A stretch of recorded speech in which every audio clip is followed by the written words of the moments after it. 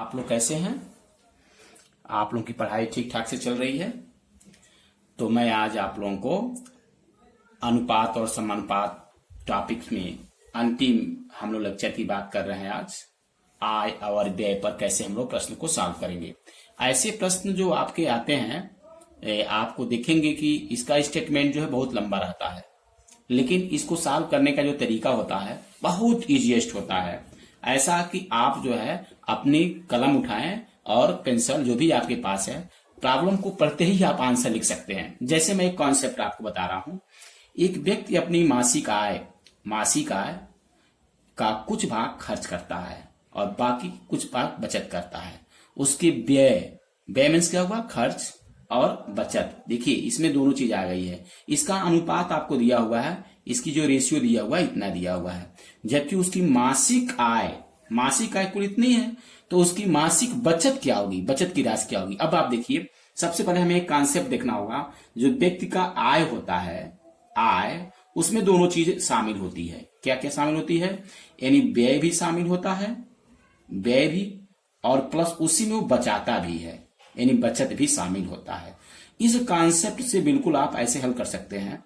देखिए, क्योंकि आय कुल उसकी मासिक आय आपको इस जितने मंथली इनकम है, उसी मंथली इनकम में से वह व्यय भी करता है और वो बचत भी करता है। इसका मतलब टोटल जो पार्ट है वो आपका ये है, और टोटल पार्ट आपका दिया हुआ है।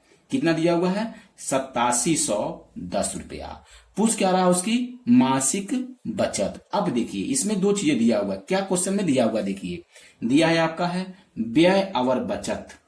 व्यय रेशियो बचत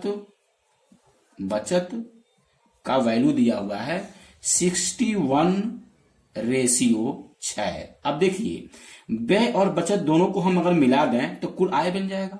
और आय दिया हुआ है कितना? आय दिया हुआ है कितना? दिया हुआ है आय आपका दिया हुआ है 8710 रुपया। 8710 रुपया। पूछ क्या रहा है? मासिक बचत, यानी ये बचत पूछ रहा है आपको। यानी पूछ क्या रहा है? मासिक बचत की वैल्यू को पूछ रहा है। अब देखो बेटा, बस आप क्वेश्चन देखो, आंसर मारो। देखो क्या करना हमको है। बचत की रेशियो कितना है? 6। मासिक आय कितना है? मासिक आय इतना है, यानी कुल आय इतना है। यानी कुल आय में आप ये देखेंगे, लिख लेंगे मासिक बचत की वैल्यू जो होगी वह मासिक बचत का ratio upon sum of total व्यय प्लस बचत, यानी 61 + 6 इंटू कुल मासिक आय कितना हो गया? 8710 रुपया। यानी आपको मिल जाएगा 667 इंटू 8710 रुपया। इसको कैंसिल करेंगे तो आपका आ जाएगा यहां से 780 रुपया। 780 रुपया। यहां का आपका ऑप्शन कौन सा होगा? ये सही है। दूसरा क्वेश्चन ये देखिए। दूसरे क्वेश्चन में हम लोग ये देखेंगे, सब कुछ यही है, बस अंतर क्या है। आप देखिए क्वेश्चन आपका एसएससी सीजीएल में आया हुआ है। कुछ नहीं करना है इसमें। आपका ऑप्शन में चेंज होने के साथ साथ इसमें क्या चेंज है देखिए, हम बता रहे हैं आपको। यहां पर जो रेशियो दिया हुआ है, वह कुछ नहीं दिया है। आप क्या दिया हुआ है? 2:3 दे दिया हुआ है। और यहां पर जो मासिक आय है, वो मासिक आय दे दिया है आपका 5,055 रुपया, यानी 5,500 रुपया। क्वेश्चन आपका यही है। अब बेटा क्या करना है? हमें क्या करना है? हमें देखना है कि मासिक आय दिया हुआ है, मासिक आय कितना दिया हुआ है? आय वर्ड है ना, आय में बचत भी है और व्यय भी है। 5,500 रुपया आपका दिया हुआ है। रेशियो क्या दिया हुआ है? यानी रेशियो जो दिया हुआ है व्यय का एज वेल एज बचत का कितना दिया हुआ है? 2:3। अब देखिए यही क्वेश्चन आपका एसएससी में आया हुआ है, अब इसके पहले भी आया था। अब इसमें कुछ नहीं करना है, 1 सेकंड में हल करेंगे। देखिए कुल आपका मासिक आय पता है और यहां पर बचत पूछ रहा है, मासिक बचत। मासिक बचत की रेशियो क्या है? 3 है।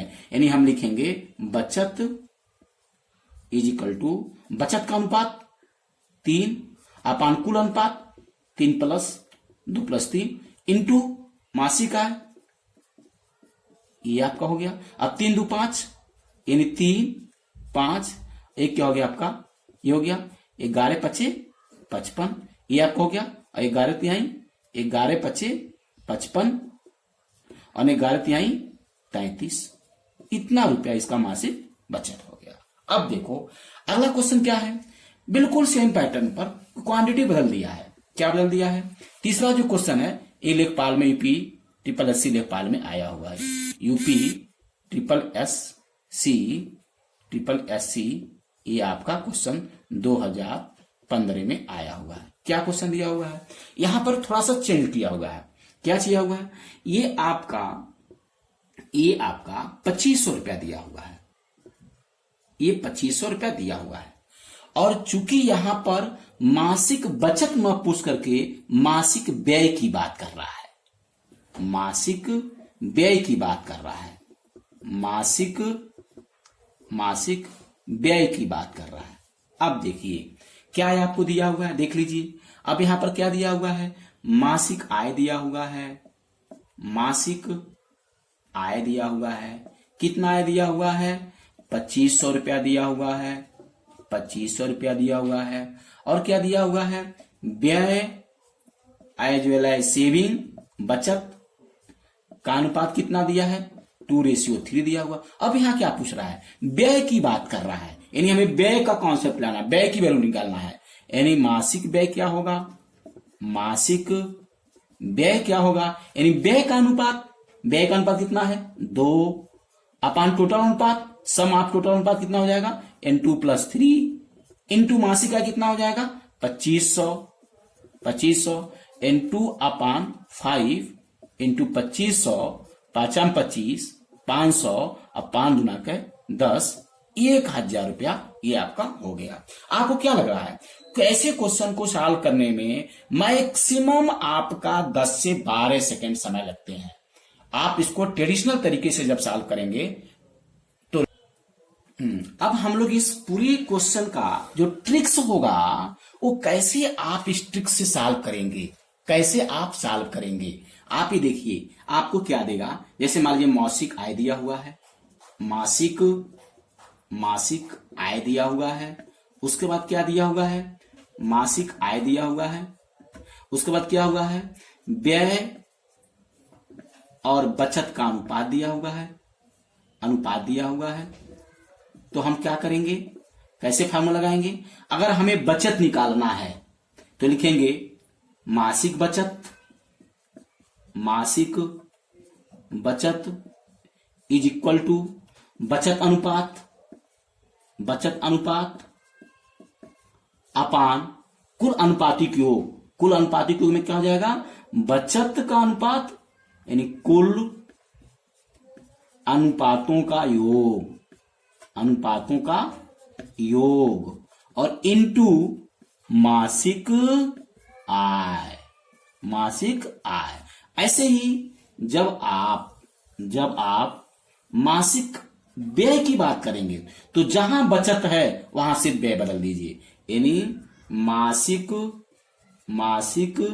व्यय बराबर व्यय का अनुपात अपान कुल अनुपात का योग,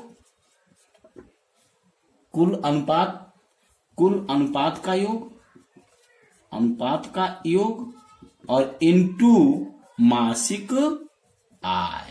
बेटा ये ट्रिक है, इस फार्मूले को यूज करिए और फटाफट आप क्वेश्चन को लगाइए। आपको अच्छा लगे शेयर जरूर करिए अपने मित्रों में और उसको लाइक भी करिए, साथ साथ सब्सक्राइब भी करें।